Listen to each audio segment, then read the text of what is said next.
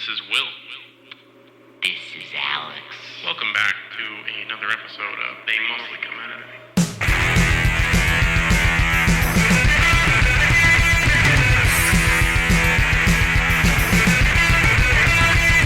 It. Welcome back, everyone. We're back. And I'm so excited to talk about this movie. Let's get this out of the way quickly. Get the business out of the way. Go to your web zones, YouTube, Spotify, all that good stuff. iHeartRadio, I think we're on there. Yep. Stitcher. I swear every time we do this, I mentioned a new podcast site or something. But anyway, we're everywhere. So go listen to us if you like us. Comment, subscribe, do all the good stuff. Share with your friends if you really like it and you think they would like movie reviews. Give us suggestions, whatever you want. Yeah, we do suggestions every 5 episodes. So please, if you like what you're hearing, do your part too. I'm doing my part. I'm doing my part.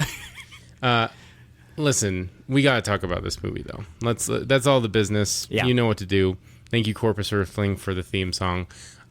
You know, here we go. Before we get into this, please go on Tubi, or if there's some other place you know. Oh, yeah. Like, if you are into the things we're into and you've been listening to us for a while. If you generally agree with us. And you know our, like, aesthetic, you like 80s movies, you like really just out there films that do it really well, do not listen to this review first. Go watch this movie. I know, like, we could use the listeners and everything like that.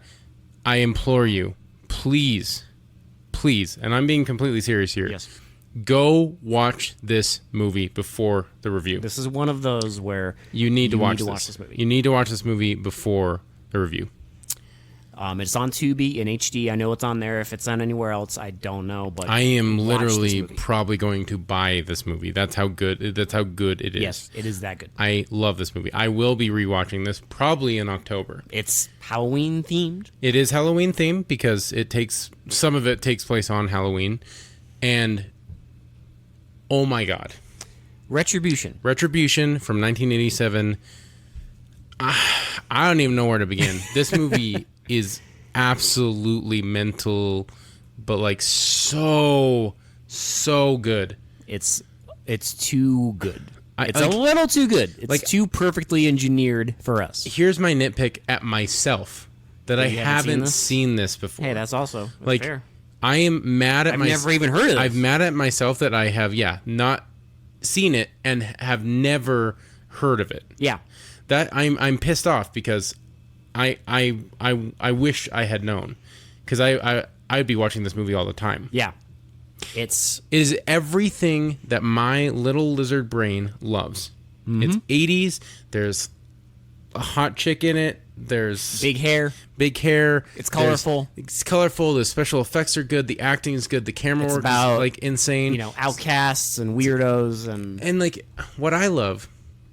Before we get like too deep into the weeds, what I love is about this, like these kind of movies, is they're like not these big celebrities. Yeah. Like I know a lot of people say that where it's like they don't like, you know, oh, it's like better if they don't look like big stars. Yeah. But like in this, it literally is like unknown actors. Yeah. But they do a really good job, and they're convincing in their roles, but they just look like regular people.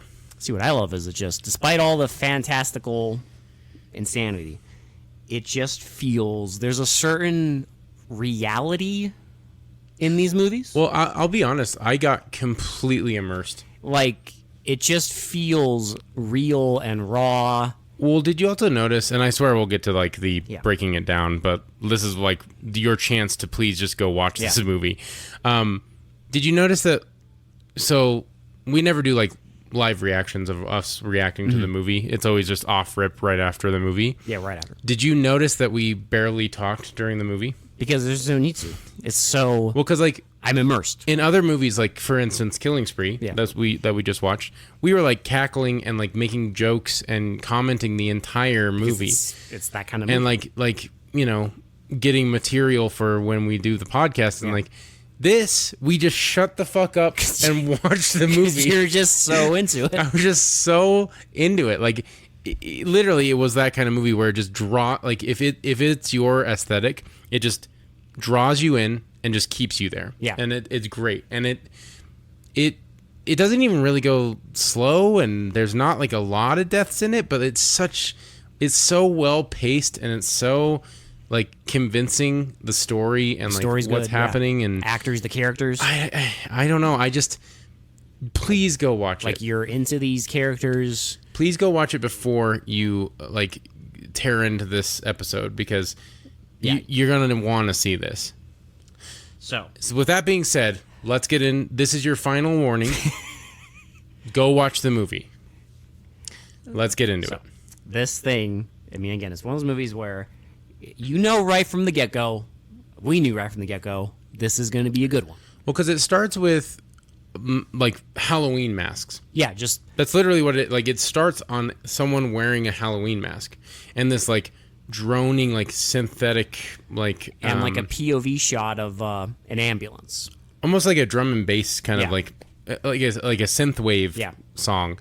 And, you know, like you get the siren and then you get the masks, and it's like and they're going through the credits. And they're going, and you see there's a guy standing on what's called the Dawn Hotel. He's standing at the top, and you can tell it's like he wants to kill himself. Yeah. Well, because he's like, you know, he's distraught, obviously, and, you know, this is where you're kind of getting an idea of like what this is. It's I'm not gonna lie, it's a very bleak film. Yes. It's very bleak, but in the best way possible. Yeah. So he's about to jump, and so the like firemen are trying to break through the door, and he sets his glasses on the top landing, and then he jumps.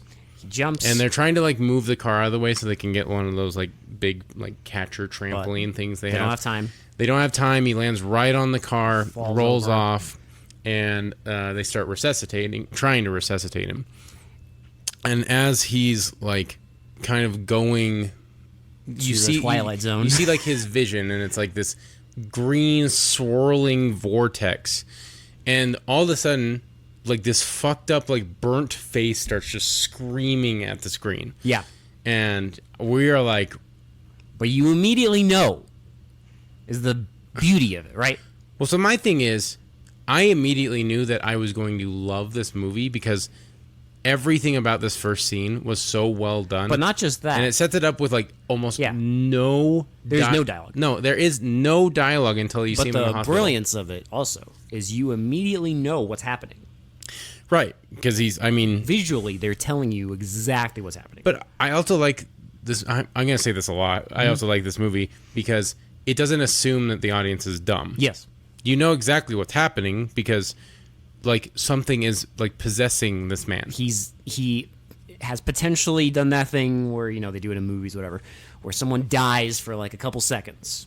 Now, you don't know how or why he was possessed. But you just know. They leave that till later.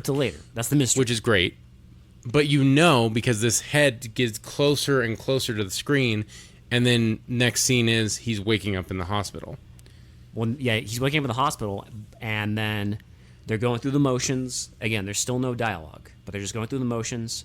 And there's a scene where, well, he's like cowering on the on his bed, and you see a scene of like someone shooting a guy, someone getting shot. Yeah, someone getting shot. He's like surrounded by people in a suit, and he has like gloves on, fingerless gloves specifically. Remember that. And he's like pleading with them to not shoot him, and then they shoot him. You don't see who shoots him; you just see him getting shot. But you see that this happens. It's happening with him when he's asleep. Specifically, it's not him. Yes, it is a totally different guy. But you can connect the dots in your head, right? And also, whenever this happens, it fucks with the surroundings. Well, because the lights strobe and, like electronics get fucked up. Yeah. And then we're introduced to his main... This is like maybe 10 minutes into the movie. Our first actual dialogue. Yes. And it's his doctor just kind of telling him good morning. And he's still kind of out of it. Well, and this is like setting up the first actual like significant relationship because she's kind of like she cares about him. Well, yeah, but she's like a main role. Yes, she is very integral to the plot. So she starts helping him kind of recuperate. Because basically, what you get is that he has very severe depression. Yes, that's why. Well, and he's a tortured artist. He lives in a very like low income neighborhood. He's not making a lot of money. He doesn't make a lot of money, and he just wanted to end it because he was depressed. And she's, helping him talk things out, and he keeps telling her he has these nightmares. Well, and she also kind of gives him a little motivation to like start like painting again. So like, as he's recuperating in this hospital, he slowly gets back to where he can like kind of go back into society. They also mention while he's at the hospital that someone named Angel called for him.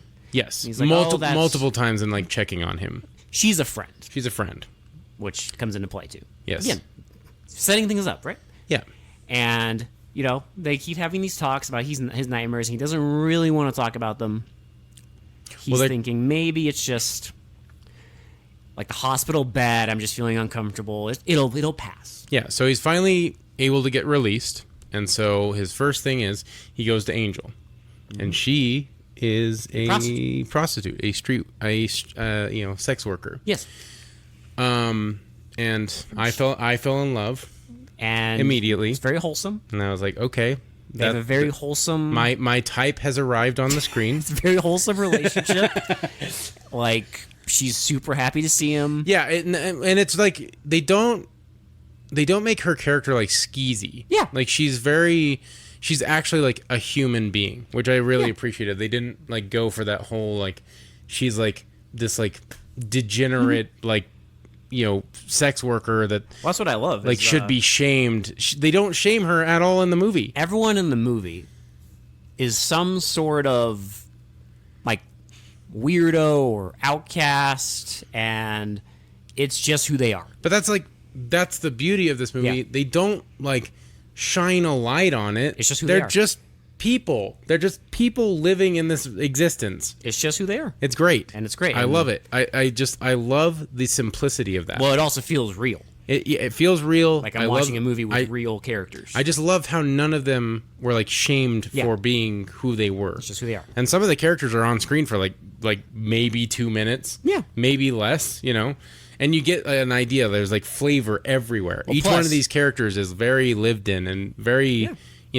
It just feels like a lived-in world. Like you can, like I said, you can immerse yourself in this world. Plus, they show you that basically everyone in this building that he lives in, like everyone cares for him because everyone's super happy to see him. Like the landlady person. Yeah, because after he visits with Angel, he goes back to his hotel, and the landlady is like super excited to see him. She's like, because he's like, listen, I'll pay the rent, and she's like, don't.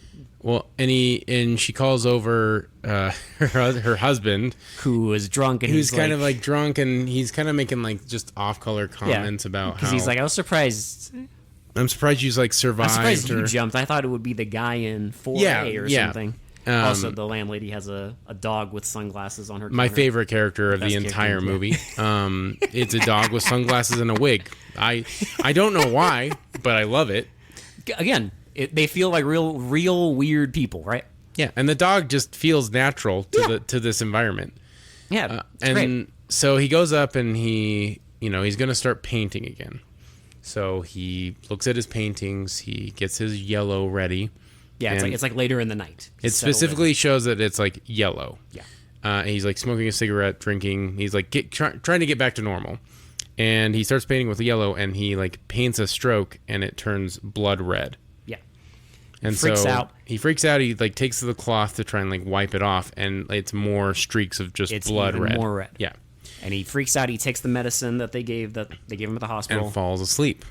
And then we get just a bar. And it's like just a bar. This long shot of a bar. We see one guy. I noticed in this movie also, I appreciated how many like long takes there are. There's a lot of like just setting up an environment. That's very lived in. They do it a lot where it's like they'll enter an environment, like a new environment, and you'll just like hang out there for a minute. Yeah, with everybody. Like you just hang out in there and for All a the minute extras are before doing their thing. before it finally like gets to like the focus, of the shot. And I love that. Yeah, because it's just this bar. Everyone's going about their business, and then it pans over. A guy walks out, and immediately George walks in. our dude walks in, And he's a little different. and Like not like not physically, yes, but you can tell he's walking with more confidence. He's more like less awkward. yeah. Because then when it's him, or the real George, he's awkward. He's nervous. He's not really sure of himself. He kind of stumbles around. It's very like Clark Kent versus Superman, I guess. Or Dr. Jekyll and Mr. Hyde. Because when it's in this scene, it's just great. It's great, like physical acting. Yeah. So he goes up to the bar and he orders A very specific drink. I can't remember what it was. It was a weird. I've never heard of it, but it's like super specific. Yeah. And immediately, there's only one other person at the bar. It's a very intoxicated woman. And she is immediately like, hey, I knew someone who used to drink that. I think she says specifically, I only know one other person that used to order that drink. Immediately, without them telling you a damn thing, you know exactly what's going on. Yeah. Exactly what's going on. You were immediately like, this is not really George. This is not George right now.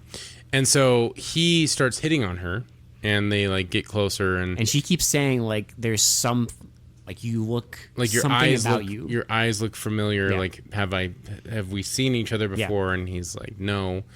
And I'm just a traveler. Yeah, so he's being very vague and very mysterious, and then she invites him back to her house, and they go in, and she's like, put on some music, I'm gonna get some ice.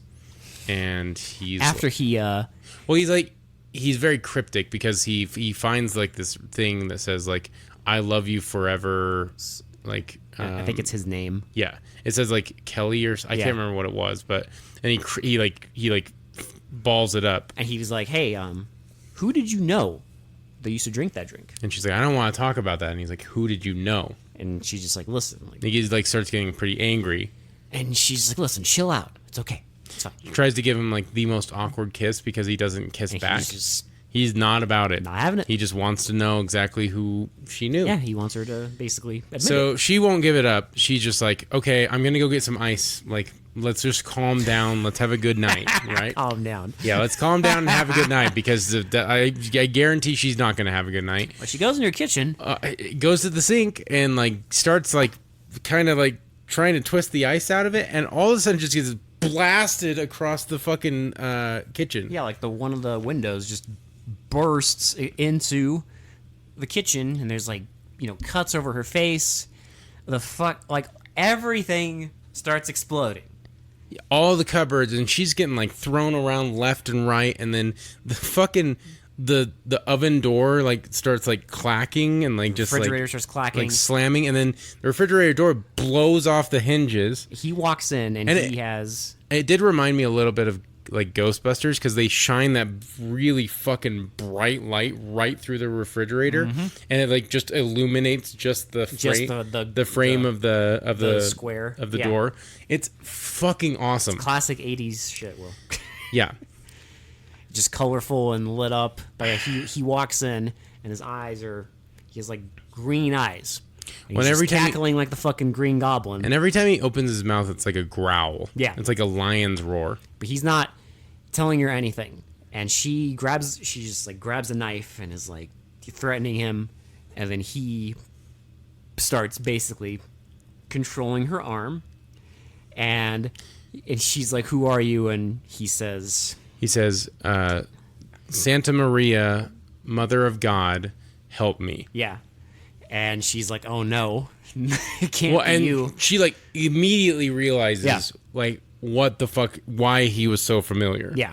Because it also makes a point to show him with the fingerless gloves. Yeah, he like, because again, we're not a stupid audience, and without any exposition dump, we know exactly what's happening. Yes. And yeah, so he controls her to fucking take the knife and commit seppuku. She splits her Just fucking stomach open. like just splits her stomach open, and it does like her guts don't spill out, but you see like guts like starting to like come out. It's fucking grisly. And yeah, our dude wakes up, and he's like freaked out, but whatever. He goes to a diner. Yeah, and so he goes to a diner and orders a cup of coffee and asks for an Advil.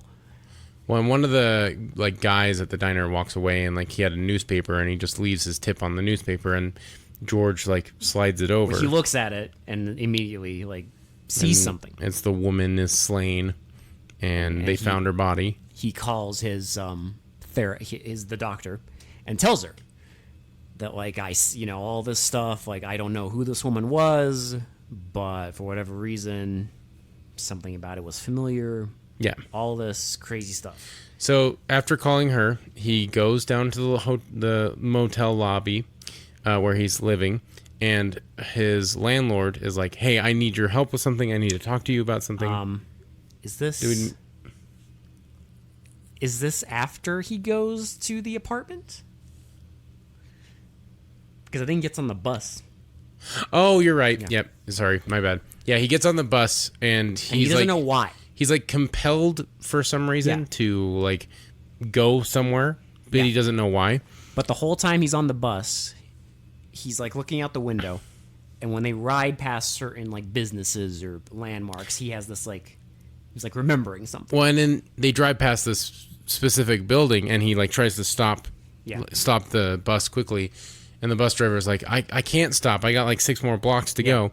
And he mind controls the steering wheel to like turn all the way around, and it causes like cars to go insane, and the bus crashes into a water fountain and starts spraying water everywhere. And so he gets like sprayed, but all he the gets out. passengers get wet. Like, and he goes. I love the flavor too, like because as he's walking away from the bus, like you hear some guy being like, "What's your badge number? Now you're gonna pay for this. I swear to God, I've never had this happen on a bus before." Yeah. Like.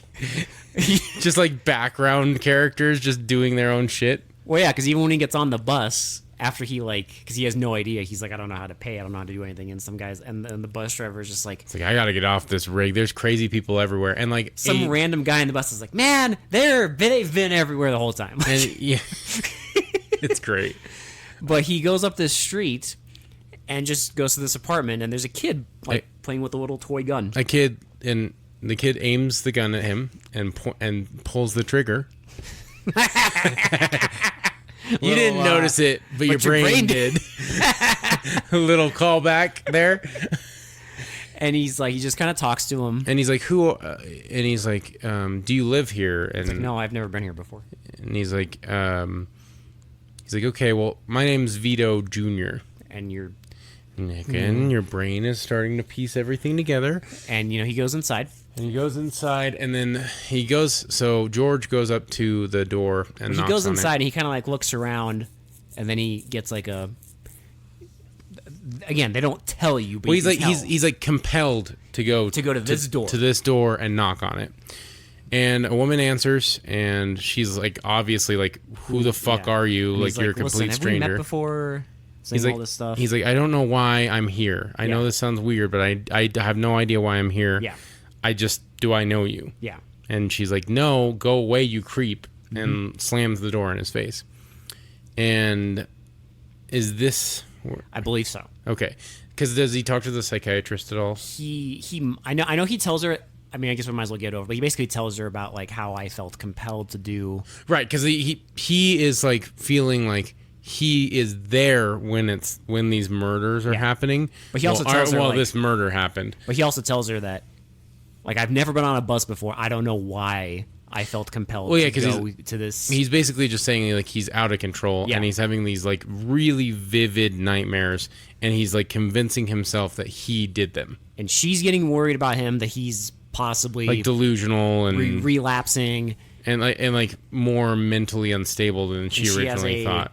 Kind of like a boyfriend at the hospital that she tells this to, which will come into play. Yeah. So we get that out of the way. So now he's trying to go get something to eat. Yes. And his landlord, like I was explaining earlier, is like, I need to talk to you. There's like, something you need help It's with. urgent. I really need help. And he's like, well, I'm about to go. Like, can it wait? And she's like, no, come here. Yeah. And so leads him into the back, and there's like a huge celebration for him. A welcome home party. Yeah, because they all love him. Everyone loves him. Everyone's happy to see him. They're just, all these characters are just in this together. One of them even has a motorcycle inside of this room. And like drives George around while he smokes a joint. Yeah, it's great. And there's a great shot where Tony Cox, if you've seen Fucking Tony Bad Cox. Santa or Friday or any number of classic films, he shows up and it's like a crowded room with a party, and it's like upbeat music, and he just walks through. It's all one take. He has a record, and he switches out the record. Tony Cox is the matchmaker, okay? Yes. He'd be like the ultimate wingman. It's true. And he goes from the upbeat music and he puts on like a love ballad. And then it shows him leaving, and when it shows him leaving, the room is completely empty, and it's just George and Angel slow dancing. Yeah, George and Angel and the landlord and her husband. It's great. And it's like this purple and pink lighting. It's great. It's like cute because they're like dancing. Yeah. I ship Angel Very and wholesome. George. And I wish I was George. she leads him to her room, Not in the murder aspects, but or in the in the possession or like all that. But in the sole fact that I wish I could date Angel as well. follow your dreams. Yeah, exactly. So they go up to the room, and she's like really like kind of throwing herself at She's him. basically saying like, I've always liked you, and he's just kind of like, He's like, well, like, why didn't you ever say anything? And she's like, well, you never asked. Like, never talked to me. you never made an effort, Yeah. basically. because he's very shy, And so she starts going down south on him, and he drank too much. and he drank too much, and he falls asleep. And you know what happens when George falls asleep? Well, okay, so before that happens, though, again, a little flavor here. Angel gets up and walks to the bathroom and is like, if you asked me to be your girlfriend, Yeah, I would. I would love to. I would love to be your, while he's asleep, because, kind of like confessing Yeah, that she wants to be with him. yeah, that she really likes him. Yeah.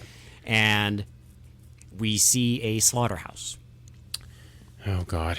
This is fantastic. I fucking love this goddamn See scene. all the blood and guts, and it's just everyone's leaving. They're closing up, and there's one guy in the office, And you hear, like, Johnny.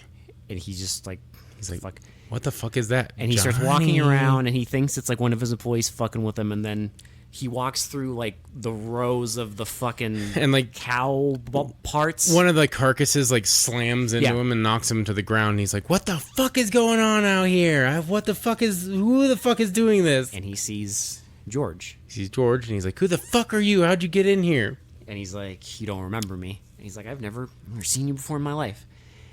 And he uses his fucking demon powers. His demon powers to stuff him into a fucking cow carcass and Stuff him- seal him into it.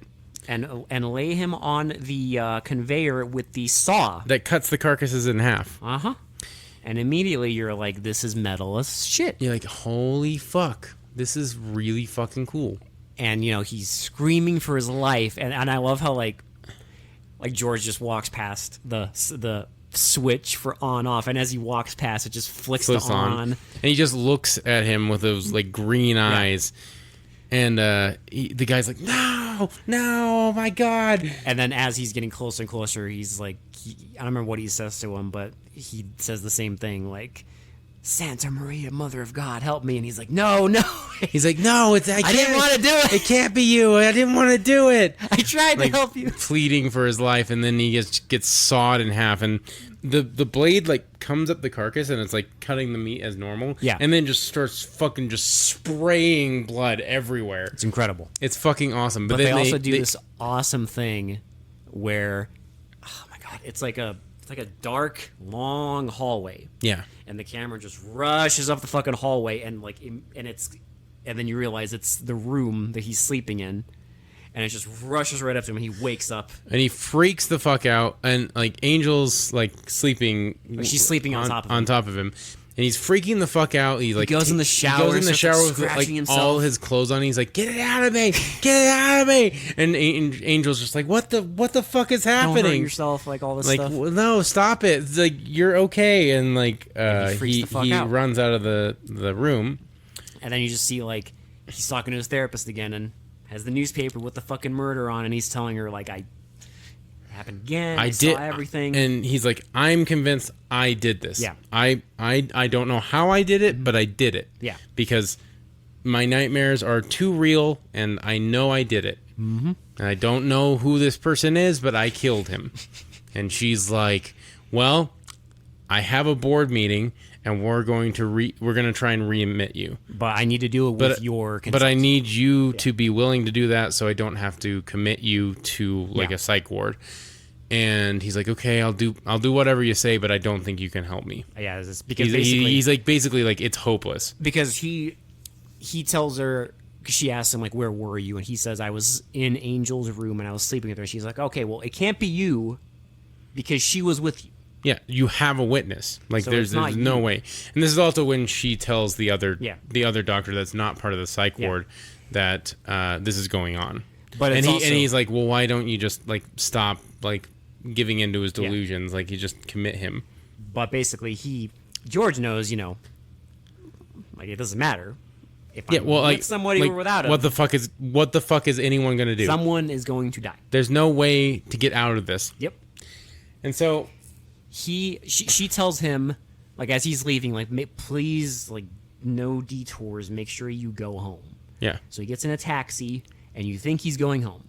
But then he starts, like, being like, "Hey, can you, like, go left?" Well, he tells the taxi driver to go all these different directions, all these crazy directions, and then he turns the car around so much that he makes the taxi driver, like, stall. Yeah, he said it was like, I don't remember which part, but he said like a water hose, like overheated. It overheated because he was driving too much. Yeah, because he tells him, you've been making me drive for over an hour, just in circles. And so they pull over, and for some, I mean, you think it's a random spot at first, but then I love this shot because he starts walking along this brick wall, and there's like brick crosses and little squares, and it slowly pans with George, like looking through the whole, like it's not like right next to George, it's like on the other side of the wall, but you see him walking and him realizing, and it's getting closer to the wall, and then he like finally looks through one of the crosses, and it's a cemetery, and you know exactly what he's doing, why he's there. So he goes through the cemetery, and he for some reason knows exactly where to go. We all know why. Yes. And he sees the Vito's wife and son at his grave. Uh-huh. And they're, praying, and they freak out, and she tells him, like, "You need to stop following me. I'll call the cops." And he kind of explains, like, he doesn't know why he's here. He's just trying to figure this out, and he asks about her husband. Yeah, and she's like, "Do you know my husband?" And he's like, "No. Who was he?" And so she tells him, he was in a bunch of debt, and he's involved in, like, mob gambling stuff. He had like $15,000 in debt. And basically she says that over $15,000, and I don't think it was even that, I think it was like $1,500, they tortured him and killed him. Yeah. And you don't know how yet, you just know that they shot him. Yeah. You don't know how they tortured him, though. But you assume in your head from what you've seen that... Well, because he has like a fucking burnt face, so like obviously something happened. And she tells him all this, and then he kind of asks her, "Did you know anybody named this?" And it's the slaughterhouse guy.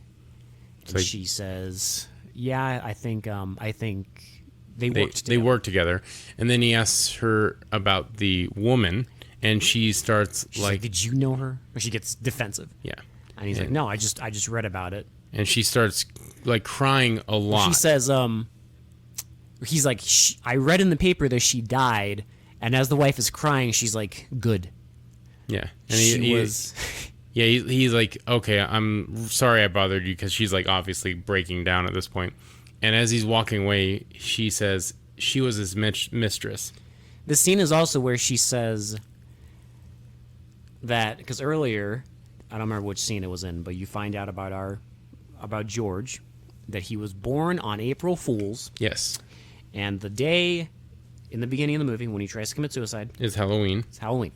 And guess what? Vito was born on April Fool's and died. the exact same April Fools too. Exact same April Fool's. And exact same day they died. Yeah. On Halloween. So it's like some fucked up Freaky Friday. I know there's some other horror book or short story that has this kind of like weird, crazy plot line of like people's deaths intersecting, but it's that. Yeah. And so as she's crying, it zooms in on his grave, and guess what it says is Santa Maria. Santa Maria, Mother of God. Yeah. There you go. And so next is he goes to apologize to Angel, and I think this is the next scene, isn't it? He goes to apologize to her, and is like, "Hey, I'm sorry. Like, can we like kind of reconnect? Let me take you to a special place." Yeah, he's like, "Do you want to hang out?" And he's like, "I got this awesome place." And she's like, "Do you want a joint?" I love this, like, because he's so excited to smoke weed. He's just like, yeah. And they go to an art gallery, and they're blazed off their mind.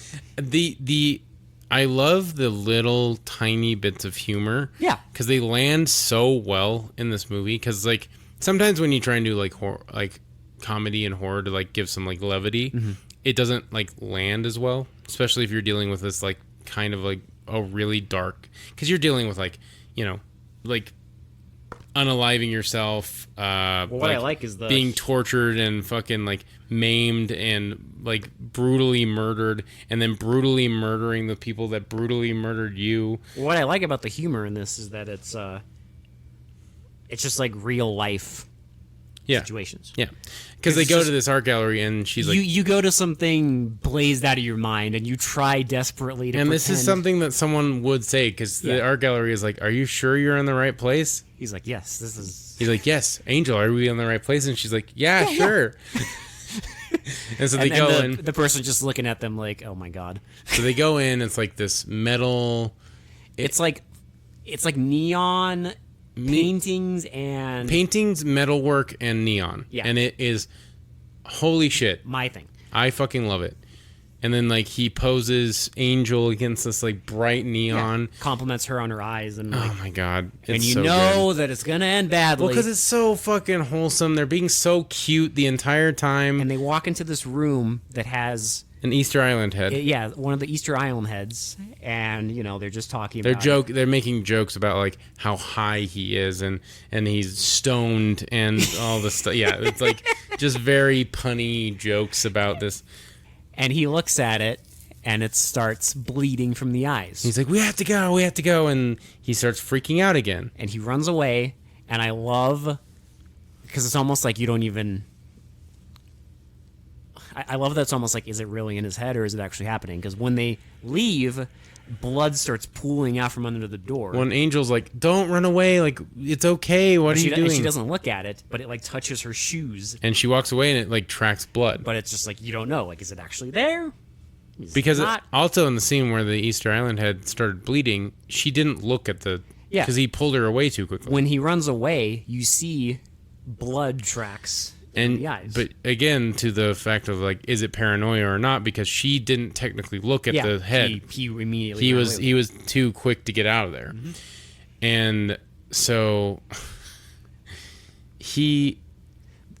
I think this is when this is the board meeting, isn't it? Yeah, they basically the doctor tells them that she thinks it's something more than just basic like depression. Et cetera, et cetera. Yeah, she needs to readmit him, and she needs to do more to help him. Yeah. And they're like, well, I think you're too close to this. I think he should be assigned a new doctor. Yeah. And we are assigning him a new doctor, and we were actually told that because the fucking other doctor she talked to, boyfriend, and he earlier in the movie he basically said like, I think you need to call the cops. Well, and he spilled the beans. And that's what he did. So he spilled the beans, so a detective walks in, and he should be buying Mogwais, not being a detective. It's the dad from Gremlins. And he immediately wants all the paperwork that she has. Yeah, and so he's demanding that she give it up, and she's like, no, until he's not my patient anymore, you're not getting a single thing. There's also a scene, I think it's right before this, where she's on the phone, I think with George, and he, she's making her notes. Well, and she's like drawing a connection between like split personalities, Vito and George, and draws an arrow. And then it starts bleeding. And she freaks out, and like all her papers spill everywhere. And then she looks at the paper again, and there's no blood on it. But she's kind of starting to think that there's some crazy really fucked up going on. Which is why she's telling them that I don't think it's just depression and whatnot. And so, is this where George goes back to the hotel and sees Angel again and tries to apologize again? He apologizes to her again, and one of oh my God, one of the other like tenants is there. It's like the guy with the motorcycle. And they're both like, well, we're going to go to this guy that I see. We told him about you, and we think he might be able to help you. Yes. And at first he's like, I don't know who is this guy. Nobody can help me. And then he kind of like, he is the thing you do when you have a crush on somebody. Well, because Angel gives him a look. And he's like, okay. And he's like, all right, I'll do it. Yeah. And it cuts to... listen, George, I understand. I would do the same thing. It cuts to a Rasta bar, and they do that same thing where it's like a long shot. I love this one, though, because they're going, like, weaving in between people, and then they, like, pull back, and then they'll go back into the dance floor, and then pull back again. And then you see the motorcycle guy, like hitting a joint. Yeah. And, like, it's fucking awesome. And they walk into a back room, and there's, like, a witch doctor. And, they just sit down, and the guy has, like, sunglasses and a fucking snake on his shoulder, and he has a parrot in the room. And, they hold hands. Well, and immediately. Well, because the guy is completely silent. Yeah. Right? He just tells him to hold his hand by clapping his hands together. Well, I also love the implication of this whole scene that, like, the guy might be, like, kind of a fraud. Yeah. He's just putting on an act. Right. Because basically when they start holding hands, like, something's up. Well, and I love it because they're like having this, like, struggle, right? Yeah. You can tell they're struggling with something.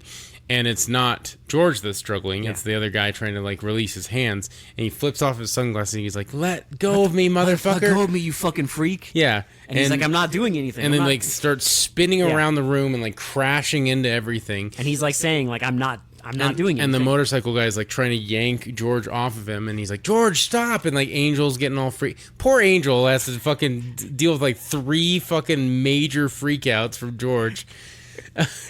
And then, they like, the guy falls over, and they look at their arms, and their hands are, like, burned. Both of their hands are, like, burned. And so they get out of there really quickly. And then he kind of explains to them what's going on. Right. But he basically tells them, like... We get a quick little scene of the detective walking into the doctor's office and handing her a warrant, and she has to relinquish all the files. She gives him all the paperwork. So they know exactly where he lives now. Yeah. So it's kind of setting up the end scene, because now the detectives can go, like, kind of arrest him. And he tells Angel and his friend, yeah, well, like, I need you to, like, watch me. Well, like, watch me and tie me. They tie him to the couch that he's going to sleep on, because they don't want him getting out to, like, hurt someone. Yeah. And so, God, this scene, because it's been a minute since we've seen like a death scene, right? Mm-hmm. And so we get an auto shop. Well, we get first a shot of everyone sleeping. Yeah, and the like static on the TV. And we see George, and he's like tugging his hand so hard that it's making his wrist bleed. Yeah. And then we see an auto shop, just a POV of an auto shop, and it walks through. Again, it's a one shot because it's letting you live in this space for a minute. It walks through. You see a dog. It growls right at the camera, and then it kind of just like slinks down, like whimpers and like lays down. And it keeps walking, and it walks into this back room where there's a guy sleeping. Yeah, and he wakes up, and he's like, "What the fuck? Who are you? What are you doing?" This is all the same shot, by the way. He wakes up, puts on his like overalls, and then the camera leans back, and now you see George standing there. And again, it's still one shot. Everything's one take. And the Green Goblin starts. Yeah, so he starts laughing maniacally, and he starts just like, every time he opens his mouth, it's like a lion's growl. And the dog starts barking, and he's like forcing this guy to pick up like a welding torch. Mm-hmm. And he's like, no, I'm not going to fucking do it. And he throws it to the ground and like starts the shop on fire. It starts on fire, yeah.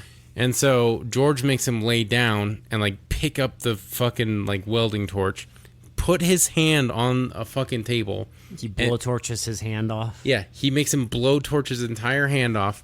And he's like, no, don't make me do anything else. And then he's like, leave, like, please let me live and all this stuff. And then he gets into like oh my God, dude, this is... so it looks so like fucking cool to me. I don't know what the fuck this thing is. Because he's like this like astral like ghost. he with green eyes. Like he's like this glowing purple fucking ghost with like cackling. Green eyes and like cackling in this fucking machine, and he's like mentally making it. It's like one of those like fucking like elevator forklift things. It's like a forklift with the wheels on it. Yeah, and so basically he forces the guy against the wall. Yeah. And like starts to like maneuver this thing to like perfectly line up with his head. And you know exactly what's going to happen because he starts going towards the wall. And he's like, you know, he does the same thing. Like, why are you doing this? And he says, Santa Maria, Mother of God, help me. And he's like, no, you're supposed to be dead. I tried to make them stop. I tried to make them stop. Like they all like plead the same. Yeah. And like as it's a POV of the cage from the machine, and it's like going closer and closer to this guy, and like his skin starts to get like imprinted on the gate, and then it's like it cuts away really quick, but it smashes his head. The head explode. Yeah, you see the head explode, and then it cuts away like really quickly, but you see just enough to it's effective. And he wakes up, freaks the fuck out. He immediately, like, the TV's turned on. Yeah. And he sees the fucking news. And he calls the doctor, who's like, hey, I've been trying to get a hold of you for, like... Yeah, like, what's going on? And he tells her, like, exactly what happens. And she also sees the news and is like, shit. Well, but also, the demonic voice comes over the phone. Yeah.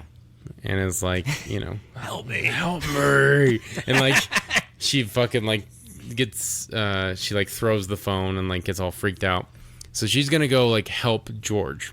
The cops are already there. The cops are gonna go there because they're staking out, they're waiting for George to come out of the building.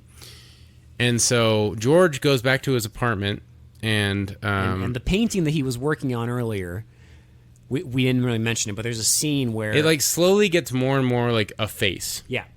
So yeah, because there's a scene like right in the middle of the movie where you see like a red, like an outline of a first sketch of like a face. And now he looks at it and it's fucking Freddy Krueger. It's the full like demonic burnt face, but it looks all fucked up and has the green eyes. And it's glowing at him. And he's like, no, not again. And he takes a knife and he like starts stabbing the canvas, and blood starts spurting out. And then you basically see the full death of the guy. Yes. So we get the full death because they all four of them shoot the person. And, the guy who gets the gun first is the fourth guy that has to die. He hasn't died yet. Because the thing keeps saying one more. And so they all shoot him, and then they pour gasoline all over him, and then light him on fire while he's saying the Santa Maria, Mother of God, help me. And he falls over to like a bunch of gas barrels, and of course it's an 80s movie, so he has to explode. Yeah. It's fucking awesome. And, he's like telling him no more, and he starts writing like a suicide note. Yeah, he's like, I'm sorry, Dr. So-and-so. Like, but I have to die. I have to do this. There's no other way. And then the typewriter takes over, and it's just like one more. No, it's just like, no, not yet, asshole. Yeah. We're not fucking done yet, asshole. One more. And it keeps writing out one more. And so he smashes the fucking like typewriter. Throws it out the window. And he all his paintings have the same face on it, too. Same thing, yeah. And so he smashes out the window, and he's gonna try and jump out the window, and the whole room starts exploding. And he gets knocked out, and you see. So this is where you finally see what happens when he falls asleep, because it's not like him doing it, his body disconnects from itself. It's like an astral projection. It's like a dual, like, he's a spirit self and a normal self. Yeah, you see, like, I don't know, I guess if you've ever seen the movie Ghost, like he's like laying there on the ground, and then like another form of him like gets up out of the body, and you still see him laying on the ground. So there's two of him in the room. Put on the fucking gloves. Yep, there's two of them in the room now. So the doctor gets there and is trying to help. She's trying to wake him up. Yeah, trying to wake him up, and you see him, the other one, like walk towards her and like start picking her up. Yeah. And she finally realizes that this is actually like happening, because he starts choking her out and like lifting her off the ground like while choking her, and he tries to stop his astral self. Yes, it's gonna be hard to explain this, but he tries to stop his astral self and like keeps getting knocked back. Yeah, because every time he does, like the guy just looks at him and he gets fucking blown back to the back of the room, and he gets knocked out a little bit again. And this is also when the cops try and get in. But he like barricades the door with like spirit magic. Spirit goo magic. Yeah, spirit green goo magic. And so George finally gets up, and like it's like this slow-mo scene. And he realizes what he has to do. And he's like, no, I have to stop him. He's going to kill like my doctor friend, and this will never end unless I do this. And so he runs at the fucking astral projection of himself and knocks him out the window. And as they're falling, you see him two fall. Bodies like come back. They go into one form, and then he drops on the ground and dies. The doctor runs out. Oh no! Don't forget. After he drops on the ground, a car swerves out of the way. Yes. And slow-mo. At first, I thought it was for no reason, but it is not for no reason. It could have been for sheer fact that it looked cool. Yeah, but it was for a reason. Yeah. And the doctor runs out. He's dead. Everyone comes out, like the whole apartment. Well, the doctor's like holding him and crying, and then the entire apartment's there outside.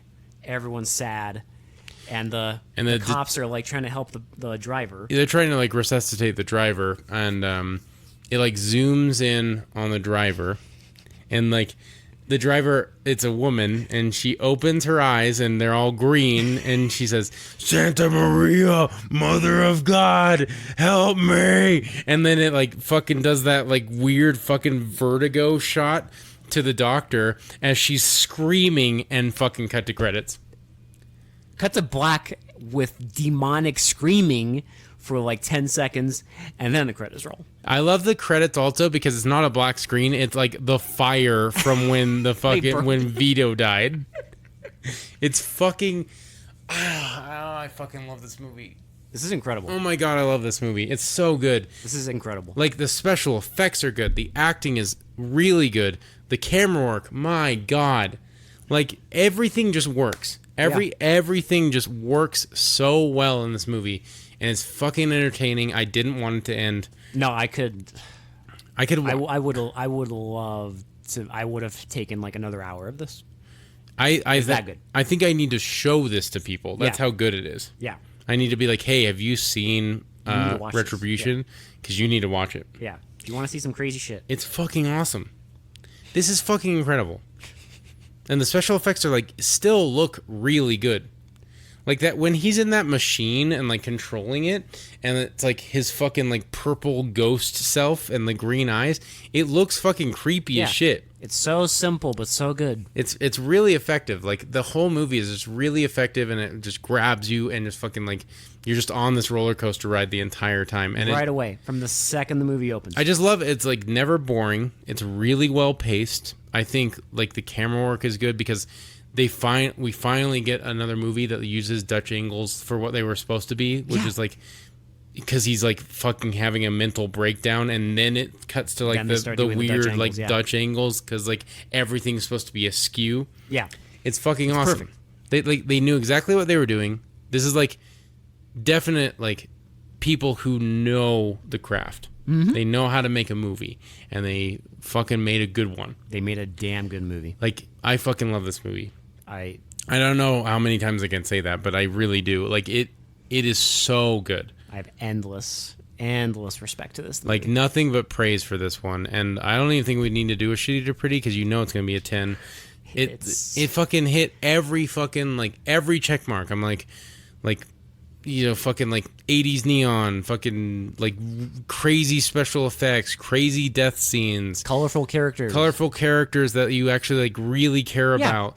Like, because even George is like a little awkward at the beginning, but you like really like want him. He feels like a real person. You want him to succeed, right? Yeah. Like he's not a bad person. You want him to overcome his issues. He's not a bad person. You want him to succeed. You want to see him get the girl. You want to see him like become get over his thing. Achieve his thing, right? And you care about the doctor who just wants to help her patient. You care about Angel who just wants like a nice boyfriend. You care about like all the other characters, and it's great. I fucking love it, and it's very immersive, and it's just awesome. It's just like very aesthetically me. Yeah, this hits every mark. It does. So I don't know how they did it, but it just hits everything. I don't know. Like it's just I will be watching this again. It's going to become part of my rotation for Halloween probably, and it's just awesome. This is incredible. I cannot sing its praises enough. I love it when we find these movies on this podcast. Like just these diamonds in the rough that I've never heard about. Never heard of it before. And they just rock my fucking socks. They just fucking blow my mind with how good they are. Like it's kind of incredible when you don't know what to expect. Some little movie like this. Because, I mean, think about it. The last movie we watched was Killing Spree. Which was great. Did you think... Which was great for different reasons. But, going into this, I didn't, think that I was going to be seeing, a really fucking well-made, very well put together, just really well acted, really well paced, just everything, people who obviously know how to make a movie made a movie. Yeah. Fucking Killing Spree is not that. It is not that. Killing Spree is it's entertaining in a very, very different way. It is a different type of passion project. Exactly. Right. It's more of a shitty-o passion project. I don't have money or crap, but I will make a movie. I don't know how to make a movie, but I'm going to make a movie. And I will do my best effort. Yes. This is oh boy.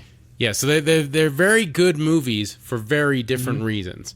This is just legitimately, I think, general audiences will... Because, I get how a lot of people might not be on board with Killing Spree. I don't understand if you watch this movie and don't like it. Yeah, I think this is... I do not understand people who can watch this movie and are like, yeah, that's shit. Yeah, I mean, I know tastes are different and everything, but I think you can easily recommend this. I think you can, especially to 80s fans. If you like 80s horror movies, this is great. Hell, if you like John Waters movies, I mean, that kind of stuff, I think you'd enjoy this too. Yeah. If you just like movies about, weirdos and whatnot, yeah, I think it's worth a look. For normies, 100%. I think, for everyone. Just go check it out. Yeah. Just see if you like it. It's because I love it. If you want to understand us as podcast hosts, watch this movie. Yeah. This is our kind of shit. Yeah, if you want to know why do I watch these kind of movies? Primarily I want entertainment, and this kind of thing gives me exactly what I want. Exactly. Yeah, so I could go on, but I'd just be repeating myself how good this movie is. So I think we're gonna call it there because it's a perfect love letter to this masterpiece. I think that's got to be it. Thank you guys so much for listening. For They Mostly Come Out at Night. This has been Will. This has been Alex. And we will talk to you all later. Bye. Bye. I need to smoke a joint. Santa Maria, Mother of God, help me! Help me! Help me!